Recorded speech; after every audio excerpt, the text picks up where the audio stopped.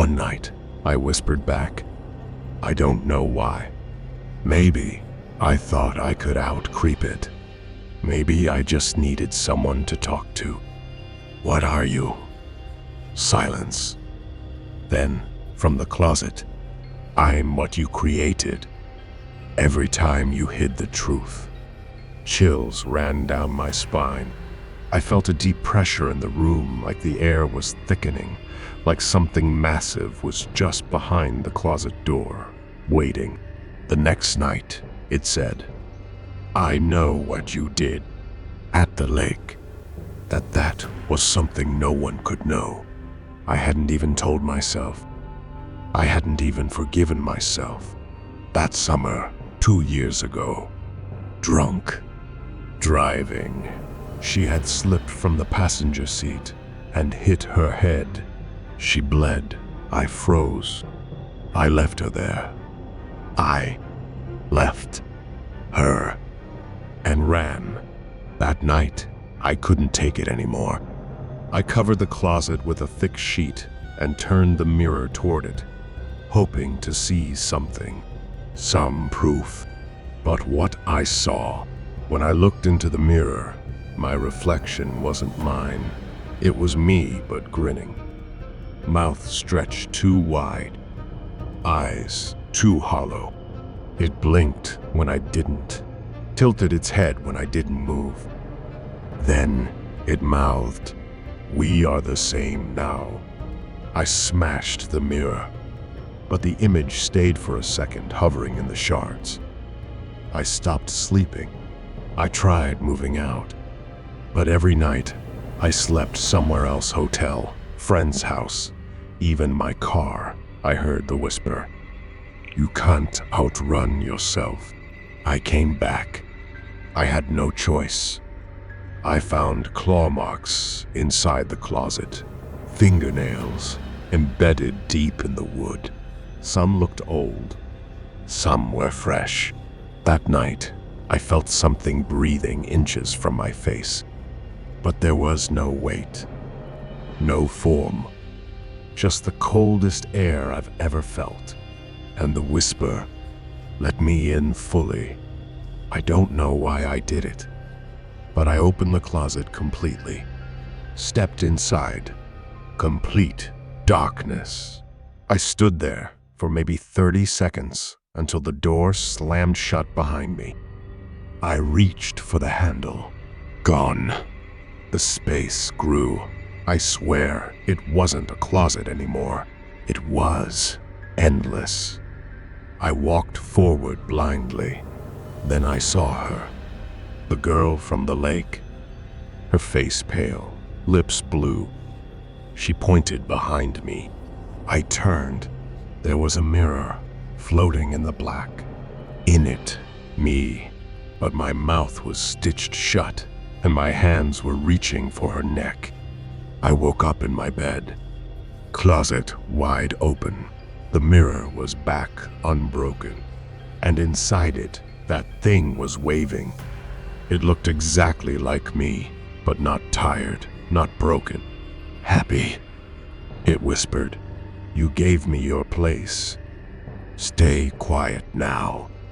Now, every night, I lie in bed and watch myself walk around the apartment.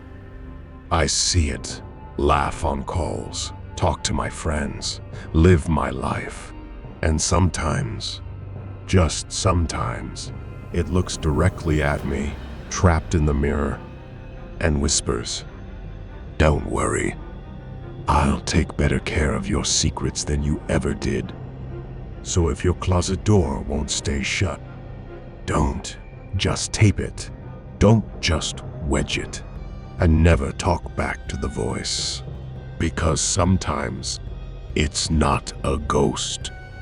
Sometimes it's you. You ever hear your name being whispered? When you're completely alone. I thought I was imagining it too, until the whisper in my closet started finishing my sentences. Until it told me things only I knew. Until I found out it wasn't alive. But it was still listening. This story happened 3 months ago, and even now, the closet door stays open because I'm afraid what happens if I ever close it again. Scene 1. The first whisper. It started on a Thursday.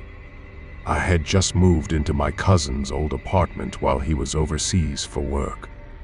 Rent was cheap, location decent, but the place had a stale feeling. You know when a room hasn't been lived in properly. It doesn't feel empty. It feels like something is still lingering. My cousin Alex didn't leave much behind, except a mattress on the floor, some boxes, and a closet door that refused to shut. No matter how hard I pushed, it creaked back open just a few inches, as if the air itself was breathing through it. The first night I slept there, I heard it. At 2:41 a.m., a whisper, so quiet, I thought it came from my head. "Don't look yet." I sat up straight, my heart racing, but the apartment was silent again. I blamed it on the creaky pipes or my exhaustion. I turned to the closet half open again, but there was nothing inside. At least, nothing I could see. 3 nights later, it happened again, but this time, it whispered my name. Daniel. Soft. Dragged out, like someone tasting the syllables. I froze in bed, staring at the cracked closet. It wasn't the kind of voice you hear and think, "That's a person." It was wrong, like something imitating a human with just enough detail to pass, but missing the soul.